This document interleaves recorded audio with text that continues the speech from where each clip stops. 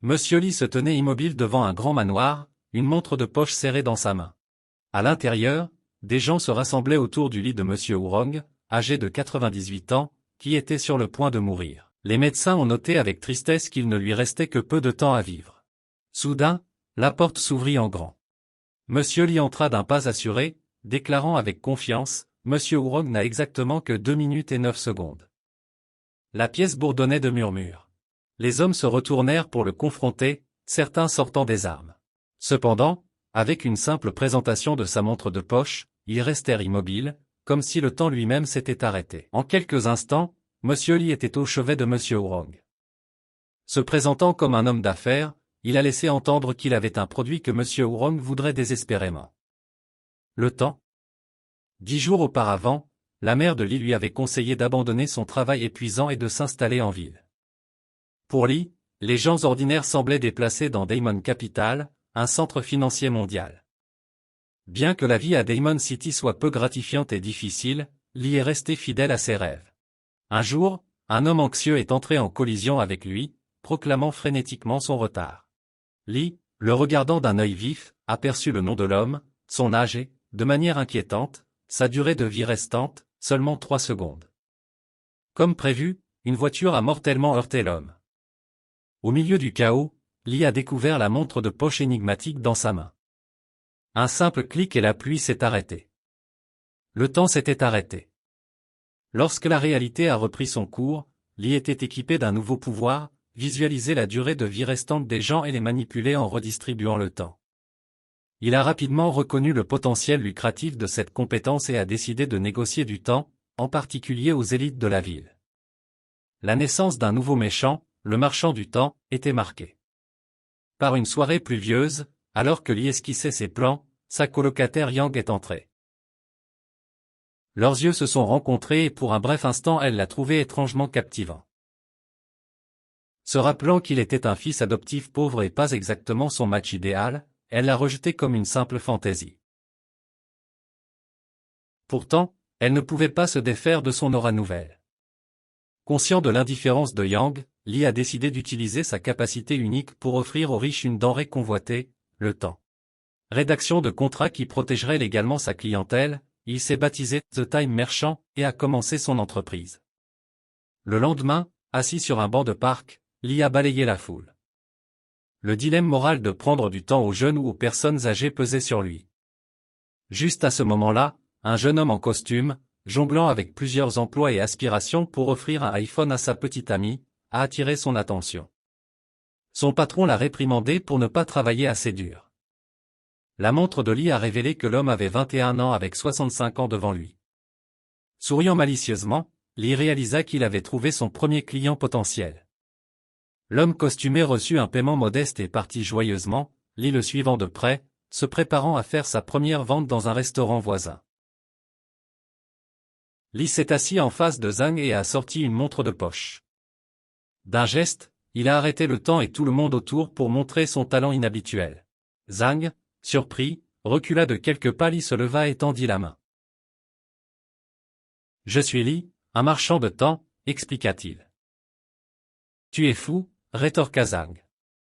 Avec un sourire, Li répondit, « J'ai parcouru ce monde pendant des années, échangeant des durées de vie. » Intéressé? La suspicion scintillait dans les yeux de Zhang. « Comment connaissez-vous mon nom ?» Li a tapoté sa montre, révélant les détails de Zhang. « Vous avez une longue vie devant vous. Avez-vous déjà pensé à en vendre un peu ?» Sceptique, Zhang s'enquiert du prix. Li a révélé une valise contenant 3000 yuans, environ 46 000 dollars américains.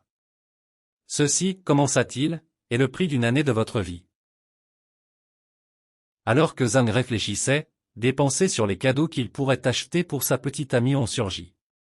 Travailler à temps partiel semblait être une perte de temps alors qu'il pouvait simplement échanger du temps contre de l'argent. Mais vendre une année de sa vie? C'était un tout autre pari. Li, sentant le tourment intérieur de Zhang, a poussé, « Avez-vous fait votre choix ?» Après avoir pris une profonde inspiration, Zhang a hoché la tête. « Juste une année » murmura-t-il en signant le contrat. Un frisson lui parcourut l'échine alors qu'il sentait une année s'envoler. Li a repris le temps d'un claquement de doigts. En tendant sa carte de visite à Zhang, il a fait allusion à des transactions futures potentielles. Mais Zhang, encore en train de lutter avec sa décision, a refusé. Une année suffit, murmura-t-il. Imperturbable, Li l'a laissé sur la table. Vous pourriez changer d'avis, dit-il de manière cryptique. Li s'est ensuite promené dans les rues de la ville, réfléchissant à sa transaction réussie.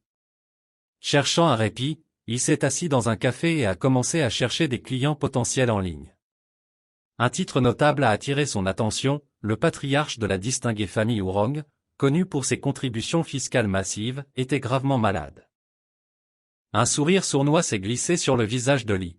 Il sentait l'opportunité. Cette nuit-là, Monsieur Ourong était allongé sur son lit de mort, profondément préoccupé par sa famille estimée. Alors qu'il était allongé là-bas, Li lui a fait une offre alléchante pour prolonger sa vie. La gravité de la proposition fit grandir les yeux de Ourong, sachant que l'héritage qu'il laisserait derrière lui était en jeu. Des murmures circulaient dans la pièce, beaucoup se demandant si Li était un fraudeur. Li a fait taire les murmures en leur rappelant que la durée de vie de Monsieur Ourong était réduite à seulement 10 minutes. Combien cela coûterait-il ? Demanda un homme. Le prix, répondit Li calmement, est un cinquième des revenus annuels de la famille Ourong, 15,6 millions de dollars. Un homme sceptique accusa Li de tromperie. En réponse, Li a révélé sa montre de poche, montrant que Monsieur Ourong n'avait plus que 5 minutes à vivre. L'atmosphère est devenue tendue alors que tout le monde attendait la décision de Ourong. Son neveu, désespéré, le suppliait de faire un choix. Rassemblant ses dernières forces, Ourong a accepté. Le neveu a rapidement produit un contrat pour que Monsieur Ourong signe.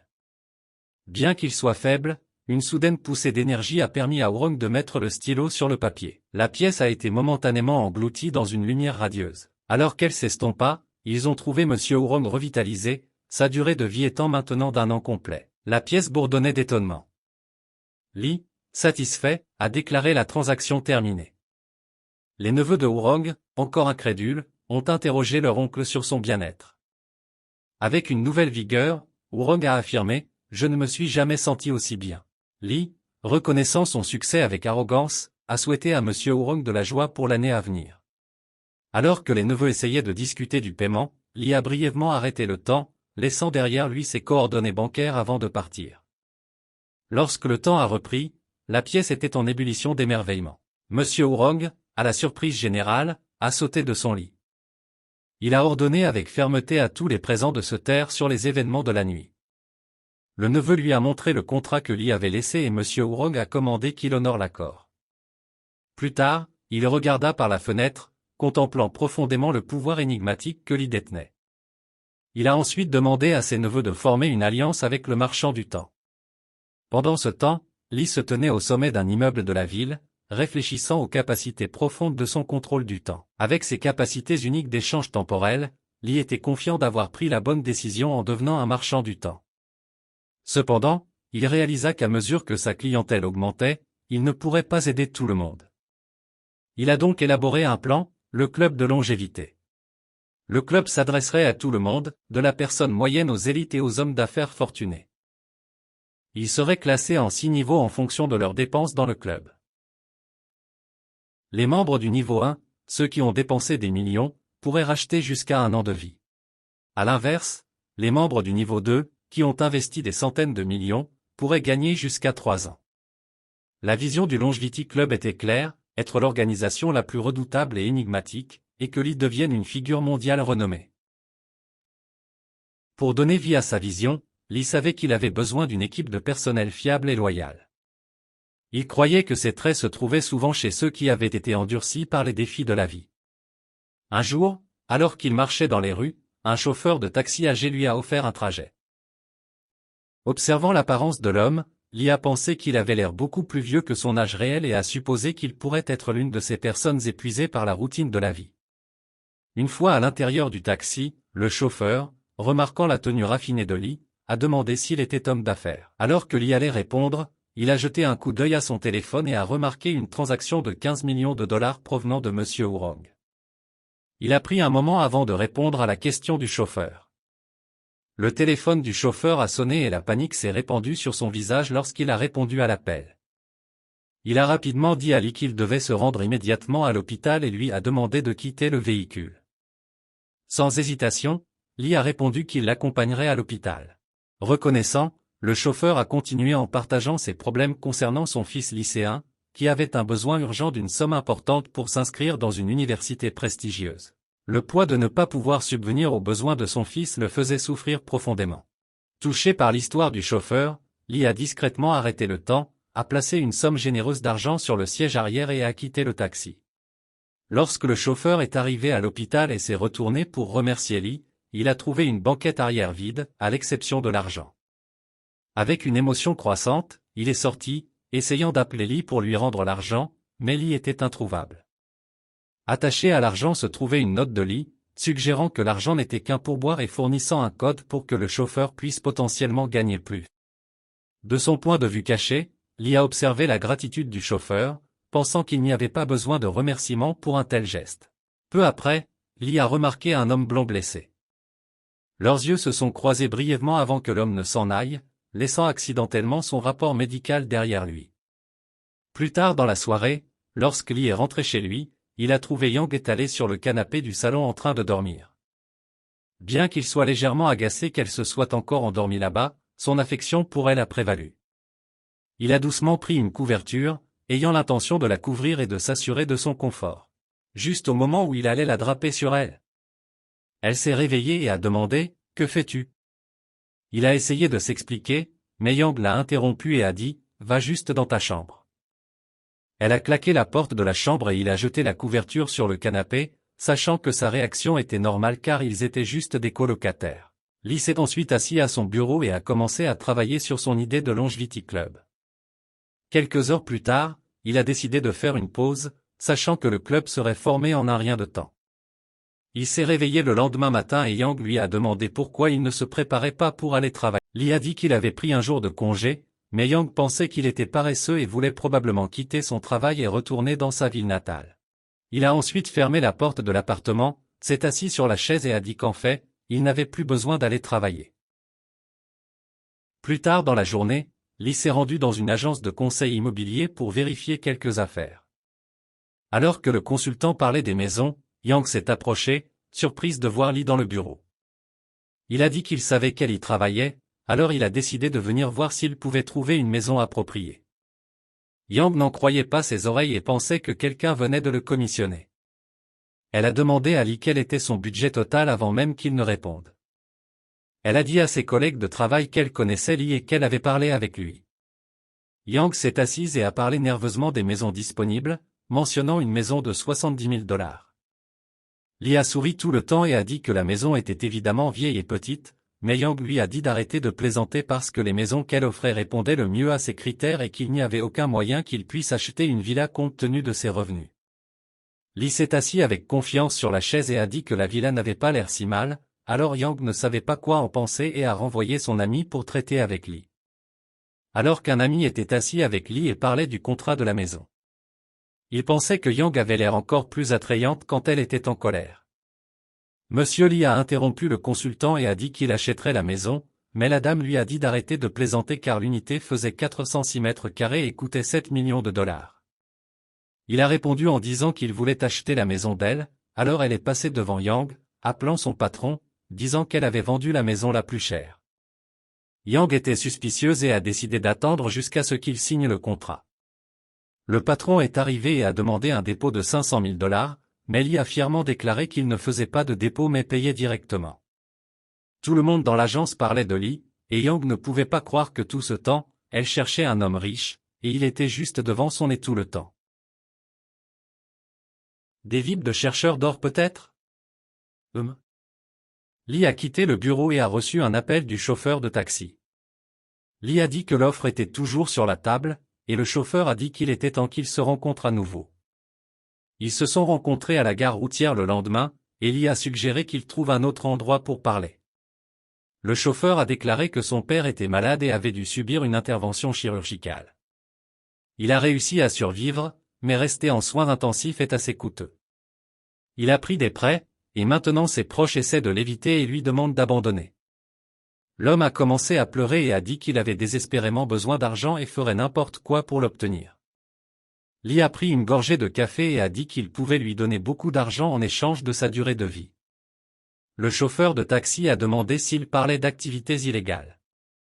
Lee a démontré ses pouvoirs de contrôle du temps et a expliqué que les choses qu'il offre sont complètement légales. L'homme a demandé de quoi il parlait, alors Lee a expliqué qu'il était un marchand de temps, une personne qui achète et vend le temps des gens. Ensuite, il a demandé s'il voulait échanger son temps contre de l'argent, et l'homme a demandé le prix. Lee a déclaré qu'il lui paierait 3 fois plus que ce qu'il gagne en un an pour une année de sa vie. Le chauffeur a immédiatement demandé s'il était possible de vendre 3 ans de sa vie en échange d'1 350 000 $, et Lee a déclaré qu'il ne lui resterait plus que 10 ans. L'homme a déclaré que la durée de vie restante serait juste suffisante pour remplir ses responsabilités de père, alors Lee lui a donné pour instruction de signer le contrat si sa décision était définitive. Il a signé le contrat, et Lee a immédiatement transféré l'argent. Ainsi, le chauffeur est allé se promener à l'hôpital pour payer les factures de son père. Lee pensait que le fardeau de l'homme devrait être allégé maintenant mais se demandait toujours s'il regretterait la décision quand le moment viendra. Un instant plus tard, l'ivrogne blond de la dernière fois jeta une bouteille à côté de Lee en disant « C'était à lui, et il ferait mieux de le rembourser. » Lee a ri, alors l'homme l'a attaqué. Lee a dit à un gars que, selon le rapport médical qu'il avait laissé la dernière fois, il partirait pendant environ un mois et mourrait. L'homme ivre a eu un peu peur, et Lee a commencé à s'éloigner, lui disant de le suivre s'il veut vivre. Les hommes l'ont suivi, et Lee a posé des questions sur sa maladie et sa famille. L'homme a dit qu'il s'appelait Peng et qu'il avait une leucémie. Lee a dit qu'il devrait être chez lui à se reposer, et que sa famille devait s'inquiéter pour lui. Mais Peng a dit qu'il avait quitté la maison et lui avait dit de faire semblant d'être déjà mort. Waouh, pas du tout dépressif.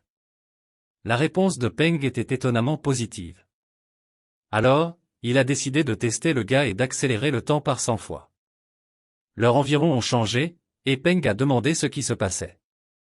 Lee lui a dit de ne pas s'inquiéter, car il vient en paix avec une offre de prolonger sa durée de vie en échange de sa loyauté et de sa liberté. Sachant que les changements environnants n'étaient pas une illusion d'optique, Ben a demandé ce qui allait se passer ensuite. Lee n'a rien dit au début et a simplement admiré la façon de parler de Ben et sa franchise. Tang attendait la réponse et commençait à penser à ses frères et sœurs ainsi qu'à ses parents, et comment il avait quitté la maison pour gagner de l'argent pour sa famille avant de mourir pour ne pas devenir un fardeau pour eux.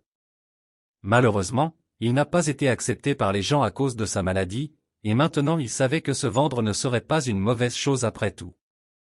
Lee a interrompu ses pensées en demandant s'il avait pris une décision. Beng savait qu'il allait mourir de toute façon, alors il s'est agenouillé comme s'il acceptait l'offre. Lee a compris le geste et lui a donné 100 jours de temps supplémentaires et une santé parfaite. Beng sentit l'énergie circuler dans son corps, et Lee lui demanda comment cela faisait d'être en bonne santé à nouveau. Ben réalisa que Lee était sérieux et dit qu'il serait son esclave à partir de maintenant, faisant tout ce que Lee lui ordonne. Lee lui a remis un morceau de papier et lui a dit de se nettoyer et de se teindre les cheveux en noir et de venir à l'adresse écrite sur le morceau de papier. Lee l'a regardé pour l'appeler maître, puis a disparu après avoir franchi les premiers pas dans la création du Longevity Club. Lee savait qu'il avait besoin de subordonnés plus fidèles pour l'aider à assurer la croissance, qu'ils soient scientifiques, gardes de sécurité ou spécialistes informatiques. Peu importe, tant qu'ils étaient utiles. Un instant plus tard, les portes de l'appartement s'ouvrirent, et Yang apparut avec une bouteille de vin à la main, l'air ivre. Elle entra dans l'appartement, et Lee réalisa immédiatement qu'elle s'était préparée pour ce moment. Après avoir découvert la richesse de Yang, elle s'est approchée de Lee et s'est plainte qu'il cachait son identité. Elle a doucement posé un doigt sur ses lèvres. Lee a calmement demandé ce qu'elle avait l'intention de faire à ce sujet, leur visage toujours proche, ses lèvres près de son oreille. Yang a suggéré une punition de 3 coups, mais ses tentatives de flirt, tirées de son expérience, n'ont pas réussi. Lee avait grandi en tant que personne depuis qu'il avait acquis ses pouvoirs, ce qui lui permettait de résister à ses tentations et de contrôler la situation. Il a décidé de l'escorter jusqu'à sa chambre et de la coucher, ce qui l'a aidé à se calmer un peu. Yang a commencé à s'excuser pour son comportement, et Lee a avoué qu'il appréciait en fait les femmes rusées comme elle. Cependant, il a souligné qu'il avait changé depuis son passé et qu'elle devrait faire des efforts pour le charmer. Les tables ont tourné. Le lendemain, alors que Lee travaillait sur quelque chose, Miss Yang est sortie précipitamment de sa chambre, mentionnant qu'elle serait en retard pour le travail et blâmant cela sur une consommation excessive d'alcool la veille au soir. Lee l'a rassuré en lui disant qu'il s'en était occupé et l'a aidé à obtenir un congé pour la journée. Il lui a conseillé de bien se reposer, et elle a exprimé sa gratitude. Yang voulait le remercier, alors il lui a suggéré de cuisiner quelque chose pour tester ses compétences culinaires. Elle a obéi docilement. Lee ne pouvait s'empêcher de penser à quel point Hermione était influe à ce moment-là. Soudain, Peng Gao, tel un soldat discipliné, apparut à la porte, prêt à suivre les ordres. Li Liang, curieux de savoir pourquoi Peng Gao appelait Li maître, apprit que monsieur était un terme plus approprié. Li a présenté un contrat de coopération et en a expliqué les termes. L'un des points était qu'ils ont énuméré 3 choses que notre protagoniste ne pouvait pas faire à Peng Gao. Sans lire le reste du contrat, Peng Gao l'a rapidement signé et l'a remis à Li. Heureux de la confiance entre eux, notre protagoniste a officiellement déclaré leur coopération, et ils sont devenus une équipe. Li a confié à Li sa première tâche, trouver un étudiant universitaire nommé Zheng Bowen et lui remettre une feuille de papier. Peng Gao a pris le papier et a rassuré notre protagoniste en lui disant que c'était fait. Li ne pouvait s'empêcher d'apprécier à quel point il était génial d'avoir un assistant. Cela facilite certainement les choses. Si vous voulez rejoindre le Longevity Club, vous ne pourrez pas le faire seul. Maintenant, il commence à réfléchir aux autres exigences de son club. Vous devez créer une base de données clients. Il devrait également préparer un lieu pour le club, en utilisant son expérience de programmeur. Il lui suffira de trouver des personnes pour l'aider à travailler sur l'application. Il est assez confiant qu'il peut faire tout cela pendant que les employés de Windsor Green, qui ont le système de pare-feu le plus puissant, examinent les mesures de sécurité. Cependant, quelqu'un s'y infiltre. Il s'avère que la nuit précédente, NCT a été attaqué par un virus informatique, une attaque jamais vue auparavant dans l'histoire. Le système informatique gouvernemental pour la bourse s'est effondré. Selon les rapports, les pertes financières pour le pays ont dépassé des dizaines de milliards. Le rapport indique également que la plus grande partie de l'attaque cybernétique a eu lieu dans le laboratoire informatique du NCT. Le pirate a percé Windsor Green, un ordinateur suprême, et a pris les données confidentielles du laboratoire. Les rapports affirment que si ces données sont perdues, cela causerait de grands dommages à l'avenir de l'intelligence artificielle. Les psychologues affirment que, sur la base des données disponibles des vidéos du pirate informatique lorsqu'il a piraté le système, la personne qui a piraté le système n'a pas beaucoup de temps à vivre. Il suggère également que sa personnalité est celle d'une personne qui aime se produire et veut créer un événement qui secoura le monde. En regardant cela, notre protagoniste réalise l'opportunité potentielle. Il appelle Pan Ho pour lui demander de rendre visite à la famille Wong. Il veut emprunter certains experts auprès d'eux.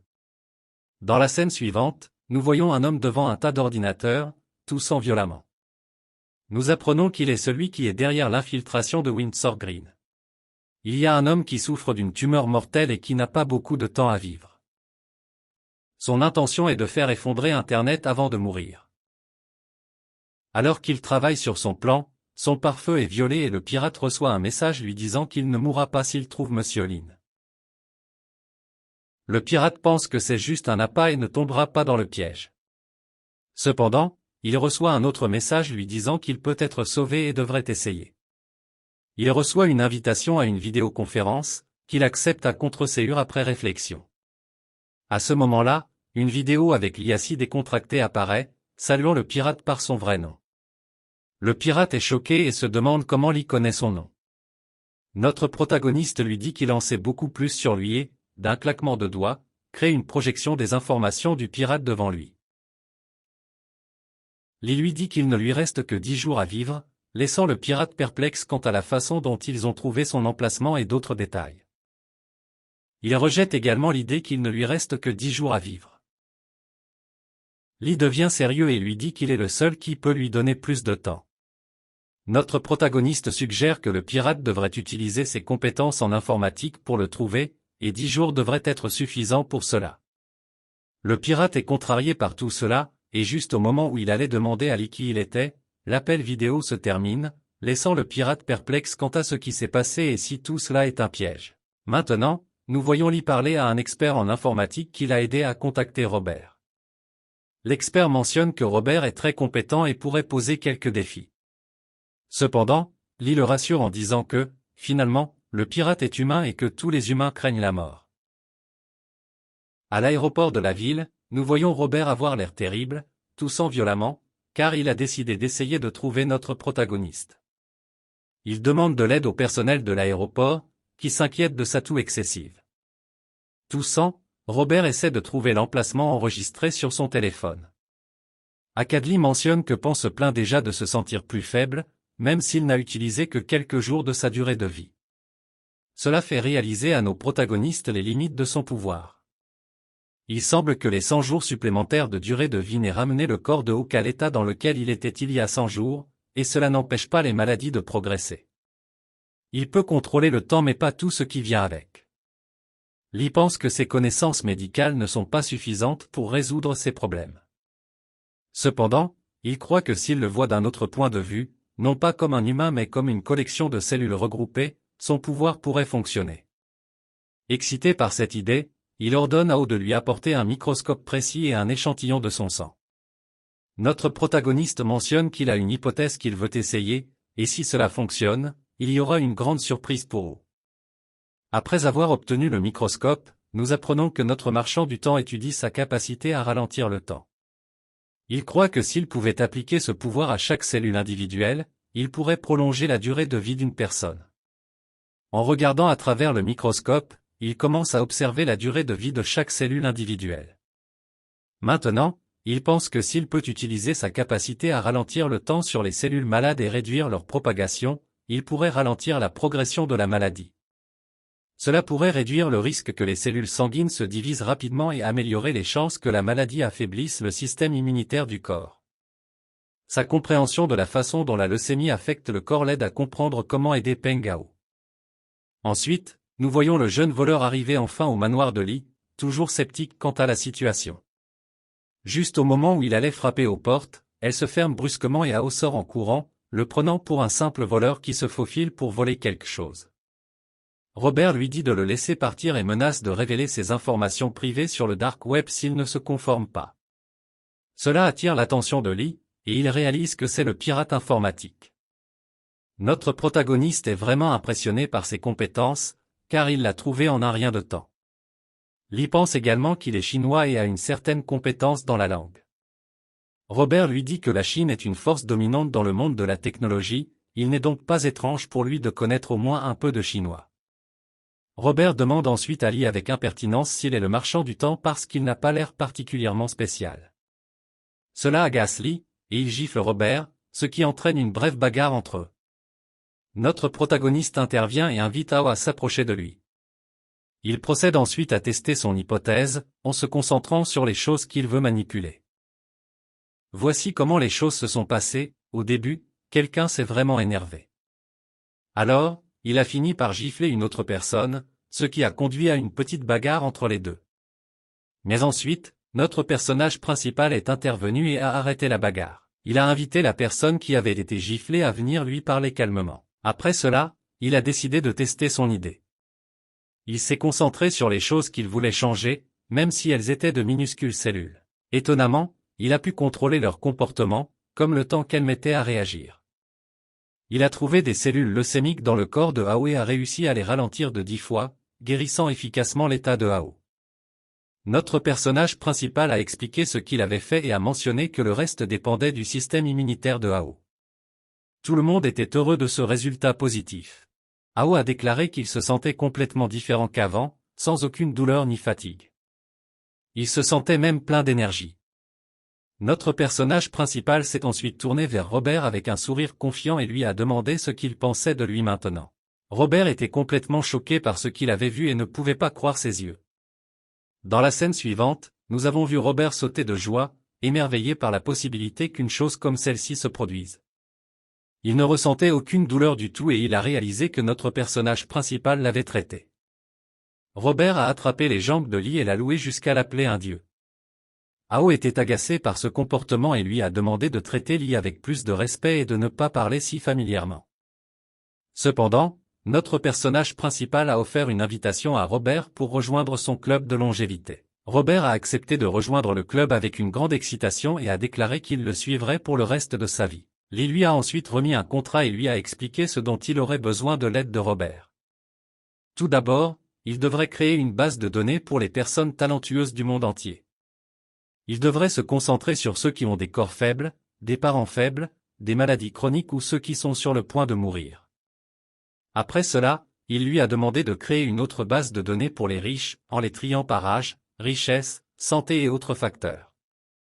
Enfin, il avait besoin que Robert fasse quelque chose tout de suite, créer un logiciel de messagerie qui assure une confidentialité et une sécurité absolue. Robert a accepté les tâches avec confiance et l'a assuré que c'était une tâche facile et qu'il s'en occuperait. Maintenant, à la résidence de la famille Wrong, M. Wrong a assuré à l'un de ses associés que les pouvoirs de location sont réels et qu'il en est la preuve.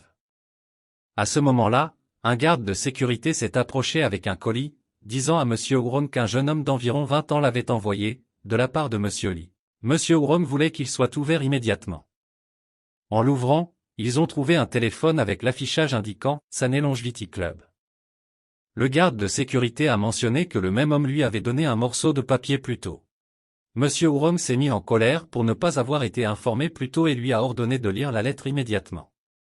La lettre expliquait qu'il s'agissait d'une invitation au club de longévité, qui avait un système de classement pour ses membres. Il a décrit les exigences pour les membres à chaque niveau, avec des points plus élevés entraînant des rangs plus élevés. La lettre poursuit en expliquant que lors de la mise à niveau vers le niveau suivant, vous pouvez acheter seulement la moitié des points requis. L'autre moitié doit être gagnée en accomplissant des missions assignées par le Longevity Club. En parlant des avantages de l'adhésion, la lettre précise que chaque niveau peut échanger une certaine quantité de temps relative à leur rang. Fondamentalement, le Longevity Club permet à ses membres d'échanger des points contre une durée de vie prolongée. La personne qui lit la lettre exprime son incrédulité qu'un tel club existe, disant qu'il n'y aurait pas cru sans avoir vu les pouvoirs de M. Lee de ses propres yeux. M. Wrong lui donne l'instruction de rassembler tout le monde pour une réunion d'urgence immédiatement. Lors de la réunion, M. Wrong partage qu'il a reçu une invitation de M. Lee concernant un club de longévité. Les autres membres de la famille Wrong deviennent anxieux en entendant cela. Ils reconnaissent l'importance des pouvoirs de M. Lee et considèrent cette question sérieusement. M. Wrong, le membre senior de la famille, affirme qu'il a déjà pris sa décision d'accepter l'invitation. Il ne veut pas retarder leur réponse à M. Lee et souhaite faire bonne impression. Les autres membres de la famille expriment leurs préoccupations, mais étant donné que M. Wrong est le seul invité au club, c'est finalement sa décision. Senior Wrong sélectionne l'option d'accepter l'adhésion et entre immédiatement dans une salle de discussion avec d'autres membres, engageant des conversations décontractées. Les membres de la famille Wrong sont surpris de constater que le club compte déjà de nombreux membres, dont certains semblent avoir plusieurs centaines d'années. Cependant, il est révélé que ces personnages sont en fait des créations de Robert, suivant les instructions de Lee. Robert semble apprécier cette tâche de jeu de rôle où il utilise divers personnages fictifs pour faire croire à M. Wrong que tout est réel. Il discute de l'âge d'un des membres pour convaincre M. Wrong de l'authenticité du club. Ensuite, en utilisant l'un des personnages, ils fournissent à M. Wrong la mission dite du nouveau venu. Un personnage nommé Tout conseille à M. Wrong de changer son nom en 129, car il est le 129e membre à rejoindre. Tout lui informe que le président lui enverra sa première mission pour les nouveaux venus, qui, une fois terminée, lui rapportera un nombre important de points et l'accueillera officiellement en tant que membre du club de longévité, commençant son voyage de poursuite d'une vie plus longue. S'il est prêt, il peut commencer tout de suite. Nous voyons M. Wrong se sentir dépassé par tout ce qu'il voit alors qu'il regarde ce qu'il vient de lire. Les membres de la famille Wrong apprennent que le club de longévité a été créé par M. Lee pour ceux qui cherchent une vie plus longue. Ce club est apparu tout au long de l'histoire sous différents noms. Dans cette ère, il s'appelle le club de longévité et a 3 missions qui guident son développement. La première mission concerne la protection de la Terre. Selon les informations du club, la Terre est le seul endroit où les humains peuvent vivre, donc ils ne peuvent pas ignorer son entretien. La deuxième mission consiste à faire progresser la technologie, en particulier l'exploration spatiale, permettant aux membres d'explorer au-delà de la Terre pour un monde meilleur. La troisième mission implique l'avancement de la biologie et de l'évolution humaine. À ce stade, Monsieur Wrong arrête soudainement de lire, réalisant que certains membres sont très âgés. Plus le nombre dans leur nom est petit, plus ils pourraient être vieux. Même si la famille de Monsieur Wrong est assez vieille, existant depuis quelques centaines d'années, certains membres du club sont en vie depuis la dynastie Ming. Cette prise de conscience remplit Monsieur Wrong d'un profond respect. La richesse et l'expérience que ces individus ont accumulées au fil des ans doivent être stupéfiantes. Il ne peut se permettre de manquer de respect envers aucun d'entre eux. Tandis qu'il réfléchit à tout cela, un message arrive du président du club décrivant la première mission. Le message indique essentiellement que le Longevity Club a besoin d'un lieu de rencontre approprié qui répond à des exigences spécifiques. Monsieur Wrong est invité à fournir cet emplacement et recevra 500 points après avoir accompli la mission. Après avoir lu les détails de la mission, les membres de la famille ont pensé que cela semblait facile. Cependant, Monsieur Wrong leur a rappelé solennellement qu'une personne puissante les observerait, ils doivent donc accomplir la mission sans faille et trouver un endroit qui correspond parfaitement aux exigences. De l'autre côté, Lee et Robert reçoivent une réponse de la famille Wrong, indiquant qu'ils feront de leur mieux pour terminer rapidement la mission. Robert informe Lee que la famille Wrong a mordu à l'hameçon, ce qui est exactement ce qu'il voulait. Lee met en garde Robert de ne pas se détendre trop et de rester vigilant, en veillant à ce que la famille Wrong ne découvre pas leur emplacement. Robert l'assure que cela n'arrivera pas, car il est compétent dans ce qu'il fait. Notre personnage principal trouve excitant de créer personnellement une organisation aussi importante. Quelques jours plus tard, ils reçoivent un colis de la famille Wrong contenant diverses options d'emplacement pour la réunion. Il est évident qu'un grand effort a été déployé pour trouver ces emplacements. Après avoir examiné les options, notre personnage principal trouve celui qui convient le mieux à ses préférences. L'endroit choisi est situé derrière des universités prestigieuses en Chine, dégageant une atmosphère académique et combinant des styles traditionnels et occidentaux. Robert confirme que cet endroit répond à toutes les exigences, et il se décide pour ce choix. Au moment prévu pour la réunion, nous voyons Monsieur Wrong debout devant l'emplacement avec son personnel, attendant l'arrivée de Lee. Notre personnage principal arrive et s'excuse d'être en retard, mentionnant avec humour que même s'il peut contrôler le temps, il est toujours en retard. Wrong félicite Lee pour avoir prolongé sa durée de vie, mais notre personnage principal rejette le besoin de politesse, affirmant qu'il a simplement échangé de l'argent contre plus de temps, c'est une affaire. Après cet échange, les membres de la famille Wrong emmènent notre personnage principal faire un tour des lieux, qui semble vraiment impressionnant. Après que Lee et ses associés ont discuté de la façon d'utiliser le lieu, le personnel de la famille Wrong leur informe que s'ils ne sont pas satisfaits de cette option, ils ont la chance d'envisager une alternative. Pendant ce temps, Senior Wrong reçoit un SMS sur son téléphone, l'informant qu'il a réussi la mission et a gagné 100 points bonus pour sa performance exceptionnelle. Lui et les autres membres de la famille sont ravis de cette bonne nouvelle. Pendant ce temps, notre personnage principal considère qu'il est temps pour la prochaine transaction. Sur le lieu fourni, il examine les ressources humaines disponibles pour lui, évaluant leurs forces et leurs faiblesses. Le premier est Bang Hao, surnommé 001, qui est sérieux, calme et peut agir lorsque cela est nécessaire. Il n'a pas de défaut de personnalité significatif et a un fort potentiel de croissance. Il affecte au département de sécurité, responsable de la sécurité du Longevity Club. Notre personnage principal pense qu'il devrait continuer à entraîner son corps pour des résultats optimaux. Ensuite, Robert Tappen Morris, surnommé 002. Robert se concentre généralement sur ses intérêts et a quelques défauts de personnalité, tels qu'un fort désir de performer. Notre personnage principal l'affecte au département de sécurité en ligne et à la maintenance du chat de groupe du Longevity Club. Lee pense que cette affectation l'aidera à grandir, ne nécessitant que du temps et de l'espace. Enfin, notre personnage principal évalue ses propres capacités, reconnaissant qu'il doit allouer du temps pour l'auto-amélioration. Il prévoit de lire, de réfléchir et d'expérimenter pour améliorer ses compétences. Cependant, il croit également qu'il devrait établir un plan pour étendre le Longevity Club. Ici, nous apprenons que notre personnage principal pourrait être plus ambitieux qu'il ne l'a montré jusqu'à présent. Il explique sa philosophie sur la façon dont il veut aborder son entreprise et son rôle dans le monde. Il imagine le temps dans le futur comme coulant sans fin, ni précipitation ni lenteur. Il veut voir l'histoire humaine d'un point de vue large et imaginer comment l'avenir se déroule à grande échelle. Pourtant, alors qu'il plonge profondément dans ses pensées, il réalise que ses ambitions pourraient encore être trop grandes pour le moment. Il reconnaît qu'il est un être humain et devrait se concentrer sur ce qu'il peut faire pour le moment. Son objectif actuel est de travailler dur avec ses employés. Pendant ce temps, à la résidence de la famille Wurong, ils reçoivent une nouvelle mission. Alors que les missions continuent d'arriver, la première personne à accepter obtient la tâche. Wurong et Ser donnent des instructions aux membres de la famille pour commencer à travailler dessus immédiatement et utiliser toutes les ressources disponibles pour une réussite complète. Wurong prend cette mission au sérieux. Elle implique de trouver un soldat à la retraite et ils peuvent gagner entre 10 et 50 points pour l'accomplir. Plus tard, Robert informe O de la nouvelle mission acceptée par la famille Wurong, ce qui conduit à un désaccord mineur. Notre personnage principal intervient en conseillant à Robert d'utiliser une formulation chinoise plus naturelle et moins formelle, comprenant mieux la culture. Lee informe Robert qu'il aura bientôt besoin de son aide pour compléter les données clients du monde entier. Il souligne l'importance d'être rapide et précis dans la traduction, nécessitant une maîtrise de diverses langues.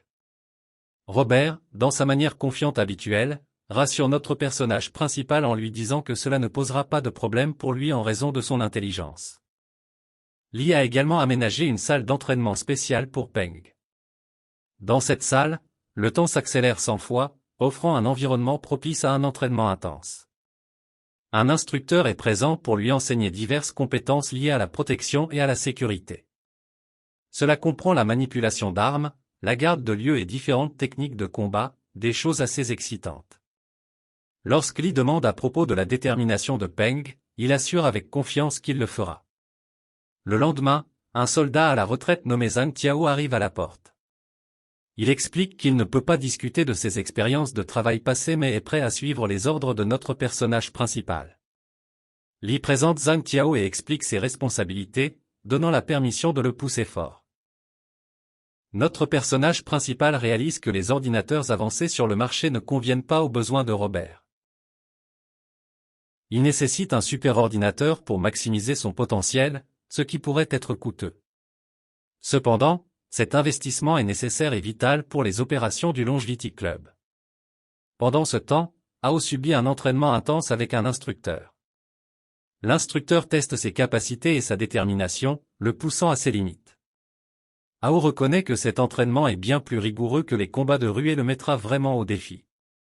L'instructeur tente continuellement de démotiver Ao, lui disant qu'il n'est pas prêt et qu'il devrait abandonner. Mais Batao est indéfectible, demandant persistamment plus d'entraînement, ce que l'instructeur apprécie. Pendant ce temps, notre personnage principal observe silencieusement, utilisant ses capacités pour accélérer le temps dans la pièce 100 fois. Pendant cela, il reçoit un appel téléphonique de Zhang Bowen, l'étudiant universitaire qu'il a récemment rencontré. Plus tard, nous voyons notre personnage principal discuter de l'étudiant avec O. Lee s'enquiert des informations qu'ils ont recueillies sur l'étudiant grâce à l'enquête de O. O explique que l'étudiant est très populaire dans son école, connu pour dépenser une somme importante d'argent pour les filles et leur offrir des cadeaux haut de gamme. Ses habitudes de dépenses ont conduit d'autres à croire qu'il est le fils d'un millionnaire fortuné. Lee réalise que l'argent qu'il a fourni à l'étudiant est utilisé pour ses dépenses, probablement pour maintenir l'image somptueuse qu'il a créée. Décidant de rencontrer l'étudiant, notre personnage principal organise une rencontre dans un café. L'étudiant attend nerveusement l'arrivée de Lee. Au cours de leur conversation, Lee mentionne qu'il a remarqué les habitudes de dépenses extravagantes de l'étudiant. Cependant, il ne le loue ni ne le réprimande pour cela. Lee reconnaît qu'il comprend pourquoi l'étudiant voulait le rencontrer. L'étudiant révèle ensuite son intention de vendre plus d'années de sa vie à Lee. Notre marchand du temps explique calmement qu'après la première transaction, il n'y a pas de limite à la quantité de temps qu'il peut vendre. Il peut décider lui-même de la quantité. Il rappelle également à l'étudiant que pour chaque année vendue, il vieillira de cette quantité. Il conseille à l'étudiant de réfléchir attentivement à cette décision, surtout compte tenu du fait qu'il est encore un jeune étudiant universitaire avec une multitude de possibilités pour son avenir. L'étudiant, ayant l'air incertain, révèle que sa petite amie a insisté pour qu'il possède une belle voiture afin qu'ils puissent profiter ensemble des voyages. Il est prêt à sacrifier une partie importante de sa vie pour cela. C'est une situation déconcertante et on pourrait se demander s'il y a quelqu'un de plus dévoué. La décision de l'étudiant de sacrifier le temps de sa vie pour les désirs de sa petite amie semble extrême. Il est prêt à abandonner 4 ans de sa vie initialement, juste pour lui faire plaisir. Son désir de lui montrer le monde est un fort motivateur. Cependant, les choses prennent une tournure sérieuse lorsqu'il décide de prolonger cet engagement à 5 ans. Il dit au protagoniste qu'une fois cette transaction terminée, ils n'auront plus aucun contact. L'étudiant semble assez déterminé et le protagoniste, nommé Lee, respecte son choix. Lee assure à l'étudiant qu'il ne s'immiscera pas dans d'éventuels changements de cœur. Si c'est ce que l'étudiant veut vraiment, Lee accepte l'accord. L'étudiant réaffirme sa décision et il finalise l'accord en signant un contrat. Le contrat implique que l'étudiant renonce à 5 ans de sa vie en échange d'une somme d'argent substantielle. En se séparant, l'étudiant précise qu'il ne sera plus en contact avec Lee. Nous voici, réunis une dernière fois, sachant que cela pourrait être notre dernière rencontre.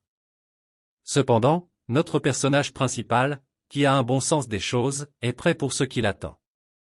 Son objectif est maintenant clair et il a du temps pour l'atteindre. Notre marchand de temps contacte une personne nommée Robert pour se renseigner sur les clients potentiels. Robert est connu pour ses relations et ses idées. Il parle à notre marchand de temps de Song Xixiong, une figure importante de l'industrie du divertissement, qui n'a plus longtemps à vivre. Song Xixiong est issu de la prestigieuse famille Song de Mo City, l'une des 4 grandes familles. Cela en fait un client potentiel à considérer. Le protagoniste est satisfait de cette information. La famille Song est très respectée à Mo City en raison de sa riche histoire et de son influence. Ils ont été une présence importante depuis plus d'un siècle, se concentrant principalement sur l'industrie du divertissement. Sous la direction du chef actuel de la famille Song, ils ont accumulé une immense richesse. La famille Song possède la prestigieuse internationale Tangram Movie Company, qui est la société de divertissement la mieux classée du pays. Leur portée s'étend aux acteurs très acclamés travaillant sous leur bannière. De plus, le mariage à venir de Monsieur Song Zewen, un membre éminent de la famille, fait sensation dans l'industrie du divertissement. Cet événement rassemble des personnalités de haut rang de la société et des grands noms du domaine du divertissement. C'est un événement majeur, en particulier pour les célébrités. Parmi les membres de la famille se trouve Song Twin, le petit-fils et héritier direct du PDG de la International Tangerine Movie Company. Un autre individu sous les projecteurs est Song Xixiang, dont l'importance est croissante. Alors que notre protagoniste contemple, Miss Yang arrive soudainement, lui offrant des raisins et se comportant plus subtilement comme prévu par Lee. Engageant la conversation, elle mentionne la cérémonie de mariage à venir de la famille Song, qu'elle a repérée à la télévision. Son excitation pour les mariages grandioses et extravagants devient évidente alors qu'elle en parle. Au milieu de la conversation, l'esprit de Lee dérive. Il réfléchit à la quantité d'argent qu'il a acquise auprès de la famille Wrong qui a déjà été dépensée. Il voit la famille Song comme une prochaine cible prometteuse. Robert a étudié de près la famille Song et a découvert que le membre le plus âgé approche de la fin de sa vie. La famille prévoit d'utiliser le mariage comme une occasion pour un rituel connu sous le nom de « rinçage de chance », une superstition chinoise qui consiste à utiliser le mariage pour se débarrasser de la malchance. Cette révélation surprend Lee, car même une famille renommée comme les Song croit en de telles superstitions. Miss Yang, partageant ses pensées à voix haute, s'interroge sur la nature du mariage à venir et exprime son désir de le voir de ses propres yeux. Lee saisit l'occasion et lui propose de l'emmener lui-même. Il réalise que Miss Yang peut être motivée par des gains matériels, mais il reconnaît également qu'elle ne présente pas de défaut de personnalité majeur en dehors de cet aspect. Alors que Lee réfléchit à sa décision, il reconnaît l'intérêt de Miss Yang et prévoit d'enquêter sur l'état réel de Song Xixiong le jour du mariage de Song Yan. Miss Yang arrive, captivée par la grandeur du mariage. L'événement est orné de célèbres acteurs et célébrités, que Miss Yang remarque avec attention. L'atmosphère haut de gamme du mariage soulève quelques doutes dans son esprit quant à leur capacité à entrer. Cependant, notre protagoniste la rassure avec confiance qu'ils entreront non seulement, mais qu'ils passeront par la voie VIP. Juste à ce moment-là, Alimo, leur connaissance, arrive et s'arrête devant eux. Quelqu'un de la mauvaise famille émerge et invite notre protagoniste à l'intérieur. Il mentionne qu'il l'aurait récupéré chez lui s'il avait su plus tôt. Notre protagoniste explique qu'il avait des courses à faire, donc c'est bien. L'homme présente sa fille, qu'il a accompagnée, peut-être comme escorte pour Lee. Cette femme n'est autre que Miss Wenway, la fille de l'homme de la mauvaise famille.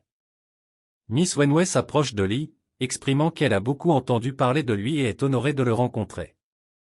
Cependant, son expression change brusquement en remarquant Miss Yang à côté de Lee. Rapidement, notre protagoniste tire Miss Yang plus près et la présente comme sa petite amie. L'homme de la mauvaise famille se présente à Miss Yang, puis informe sa fille qu'il les rejoindra. Il lui demande d'aller à l'autre voiture derrière. Voyant Mademoiselle Yang quelque peu bouleversée, notre protagoniste la réconforte, l'assurant qu'elle est avec lui et qu'elle n'a pas besoin de s'inquiéter. Il souligne que personne ne la méprisera dans cette situation.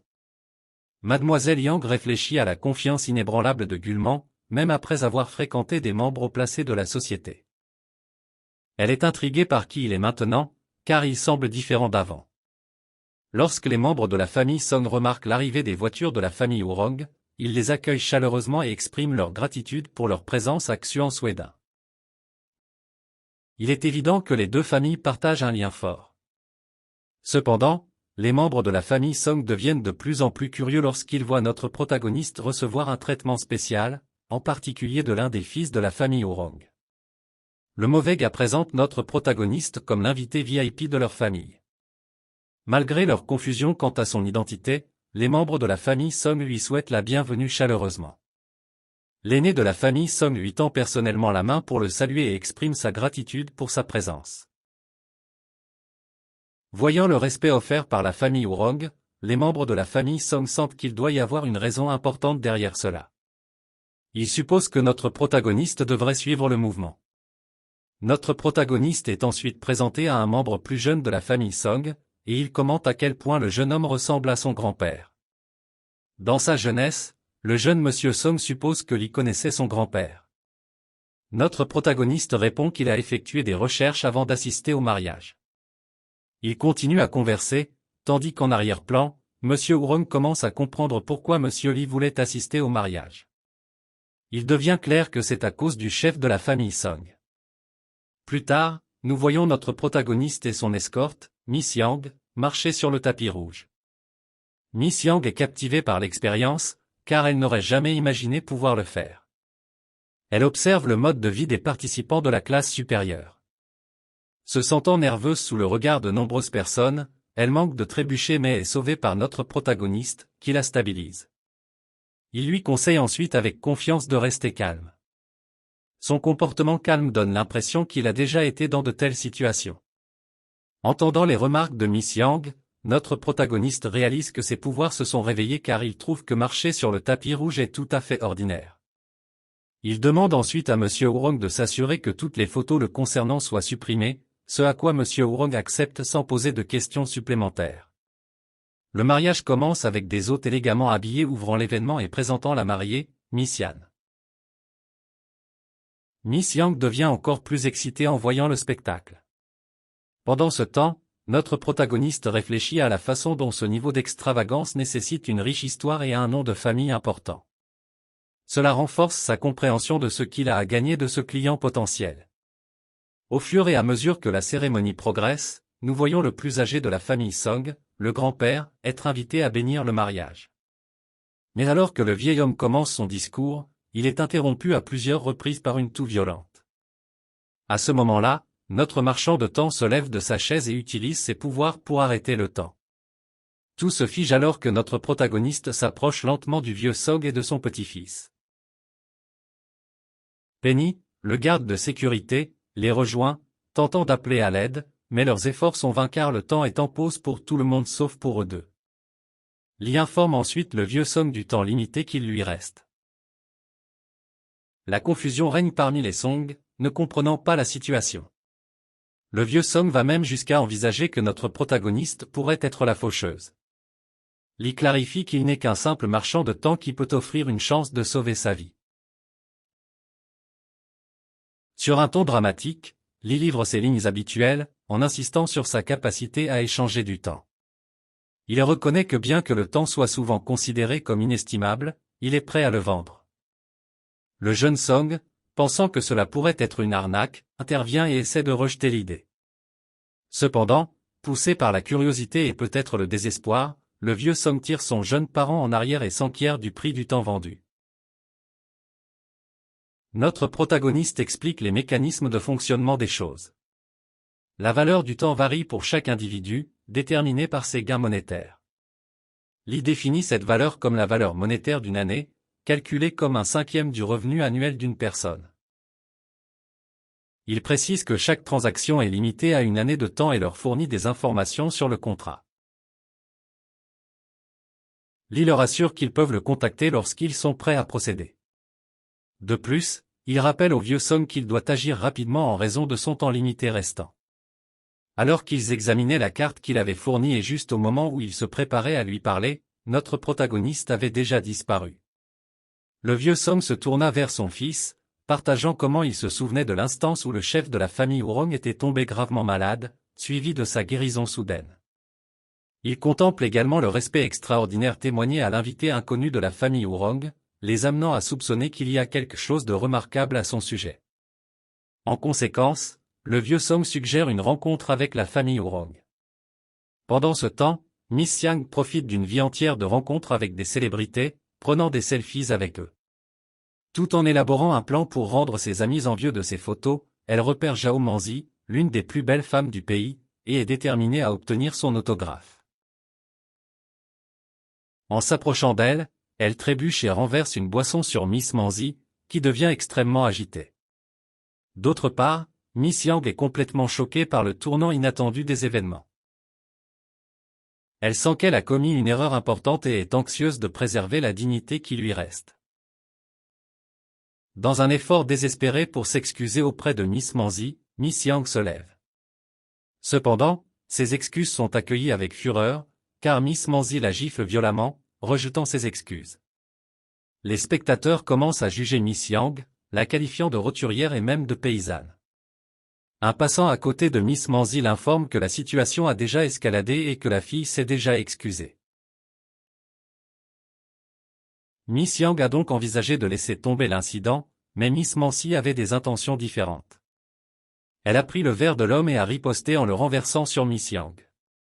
Dans un acte de représailles, Miss Manzi a argumenté que tous les problèmes ne peuvent pas être résolus avec des excuses, remettant en question l'utilité de la police si les excuses suffisaient. C'est un argument assez convaincant si quelqu'un essaie de rationaliser son propre comportement désagréable envers les autres. La colère de Miss Manzi a encore augmenté. Elle a estimé que cette femme aléatoire l'avait embarrassée et l'avait empêchée de saisir des opportunités importantes. Dans sa frustration, elle a giflé Miss Yang une fois de plus, la faisant trébucher. Miss Yan, observant ce comportement pourri au sein de la haute société qu'elle admirait et à laquelle elle aspirait autrefois à faire partie, était consternée. Elle ne pouvait pas croire à quel point la classe supérieure pouvait être dure et insensible. Pendant ce temps, Miss Manzi a pris le menton de Miss Yang et a expliqué à voix basse qu'elle se sentait obligée d'agir de cette façon. Elle a justifié ses actions en affirmant que si elle n'avait pas riposté, d'autres pourraient la considérer comme faible et facile à cibler. Au cours de cet échange, une voix autoritaire venant de l'arrière de la salle a ordonné la libération de Miss Yang. Notre protagoniste est sorti de la foule, répétant sa demande de libération de Miss Yang. Juste au moment où Miss Manzi s'apprêtait à protester, Lee, notre protagoniste, est intervenu, et Old Song l'a soutenu. Au milieu de l'agitation, Miss Manzi a commencé à expliquer la situation de manière frénétique. Cependant, son explication a été brusquement interrompue lorsque le vieux monsieur Song s'est incliné devant notre protagoniste, offrant des excuses. Il a signalé une bière à Miss Manzi, qui a réalisé qu'elle était en difficulté. Alors qu'elle réfléchissait à l'identité de Lee et à la raison pour laquelle monsieur Song le respectait autant, la situation a continué à se dérouler. Dans une voix en colère, il lui dit de s'excuser immédiatement auprès de monsieur Lee. Elle comprend que sa carrière est en train de s'effondrer si elle ne le fait pas exploser, elle n'est pas sûre de qui est notre protagoniste et de ce dont il est capable. Alors elle s'incline et s'excuse profondément auprès d'eux. Le vieux Song lui dit que leurs excuses ne suffisent pas, ce qui l'a fait augmenter l'intensité de ses excuses. Mais lui aussi continue de lui dire qu'elle doit s'excuser davantage et que ce n'est pas suffisant. Alors elle réalise ce qu'elle doit faire et commence à se gifler et à s'excuser désespérément. Le jeune Song dit au vieux Song qu'il devrait arrêter, mais le vieux Song lui dit que c'est à Monsieur Lee et à personne d'autre de décider. Il dira quand c'est assez.